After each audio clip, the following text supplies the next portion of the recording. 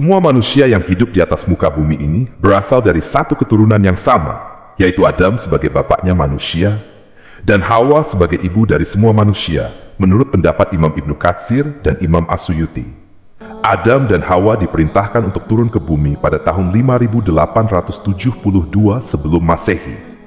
Itu berarti Adam dan istrinya Hawa turun ke bumi hampir 8000 tahun yang lalu.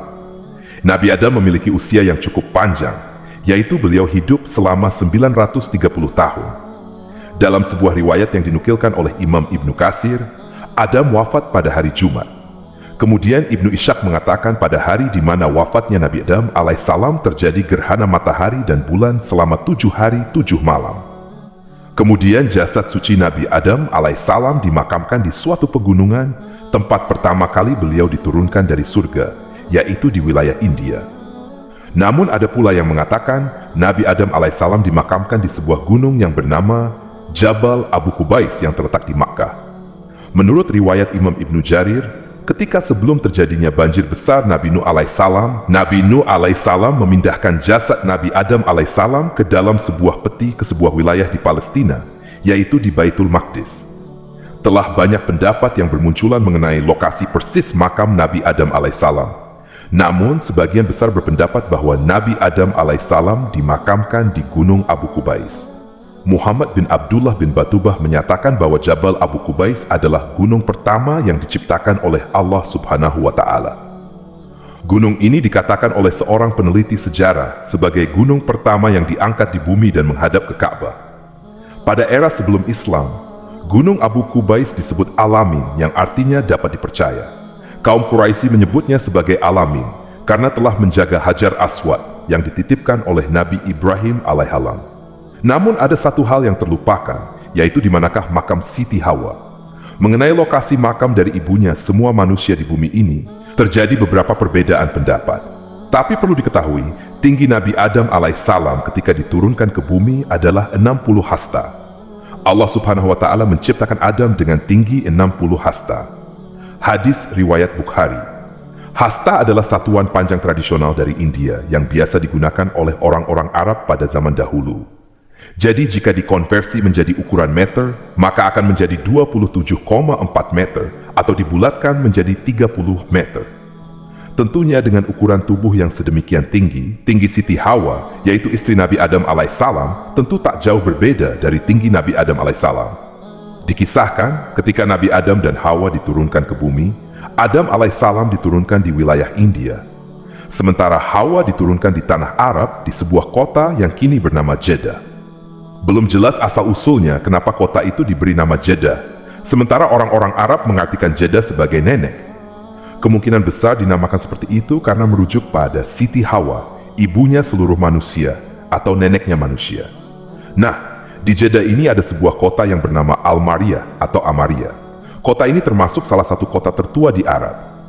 Di kota ini ada sebuah makam tua yang cukup unik dari segi bentuknya dan ukurannya. Orang-orang menyebutnya ini adalah makam Siti Hawa. Makam ini selalu dijaga ketat oleh para penjaga dan dikelilingi oleh pagar panjang yang tinggi. Di makam tersebut tidak diperbolehkan mengambil foto, bahkan para penjaga di sana mengintip dari mobil-mobil dan memberi kode agar tidak mengambil gambar dari dalam mobil. Yang boleh masuk ke dalam makam itu hanyalah laki-laki, sementara wanita dilarang masuk ke dalamnya. Di dalam kompleks pemakaman tersebut ada beberapa makam lainnya, namun tidak ada identitas nama di batu nisannya. Hanya ada urutan angka dalam tulisan Arab. Soal panjangnya bervariasi. Ada yang mengatakan 80 meter, 120 meter. Bahkan menurut ahli geologi asal Prancis Emile Félix Gautier, menyebutkan panjang makam itu sampai 130 meter. Jika musim haji tiba, banyak orang yang mendatangi makam tersebut untuk berziarah. Klaim bahwa ini adalah makam dari Siti Hawa sebenarnya sempat memicu kontroversi dari banyak kalangan akademisi yang membantah kabar burung itu karena tidak ada bukti yang kuat untuk mendukung klaim tersebut. Apalagi tidak ditemukan catatan sejarah atau perkiraan tahun berapa Siti Hawa meninggal dunia. Menurut sesepuh yang tinggal di sekitaran makam, pemakaman Hawa sudah berumur ribuan tahun. Sementara itu, Muhammad Yusuf Trabulsi yang menulis sebuah buku sejarah tentang Jeddah menjelaskan semua referensi sejarah mengakui bahwa Hawa datang ke Jeddah ke beberapa titik pada masa lampau. Namun lokasi pasti makamnya masih banyak diperdebatkan. Pemakaman tersebut memang telah berusia sangat tua. Sejumlah sejarawan dan pengelana Islam bahkan mengatakan bahwa makam itu berasal dari abad ke-9 Hijriah. Adnan Alti, profesor peradaban di Universitas Qura di Mekah, Arab Saudi, mengutarakan pendapat ilmiahnya mengenai masalah keberadaan makam Hawa di Jeddah. Ia menjelaskan bahwa Ibnu Zubair, seorang ahli geografi Arab dan pengelana dari abad ke-6 Hijriah, dalam perjalanannya pernah berjumpa dengan sebuah makam yang berkubah. Selama kunjungannya ke Jeddah itu, Ibnu Jubair melihat sebuah kubah tua yang dikatakan sebagai rumah Hawa atau kuburan Hawa. Selain Ibnu Jubair, pengelana Arab lainnya yang bernama Ibnu Battuta juga melihat kubah tua selama perjalanannya ke Jeddah pada abad ke-7 Hijriah. Alti mengatakan sebuah sumber mengkonfirmasi bahwa tempat tinggal Adam dan Hawa adalah di Mekah. Namun tidak ada bukti bahwa Hawa dimakamkan di Jeddah. Sejumlah sejarawan dan pengelana mengisahkan banyak cerita tentang wanita pertama di dunia. Mereka juga menunjukkan bahwa lokasi makam Hawa memang ada di pemakaman tersebut. Muhammad Al-Makki, seorang sejarawan yang menulis dalam bukunya yang berjudul The True History of Mecca and the Noble House of God, bahwa pemakaman Hawa sejak zaman dahulu sering menerima banyak pengunjung. Selama musim haji, jemaah haji bisa pergi ke sana setelah melakukan ritual haji.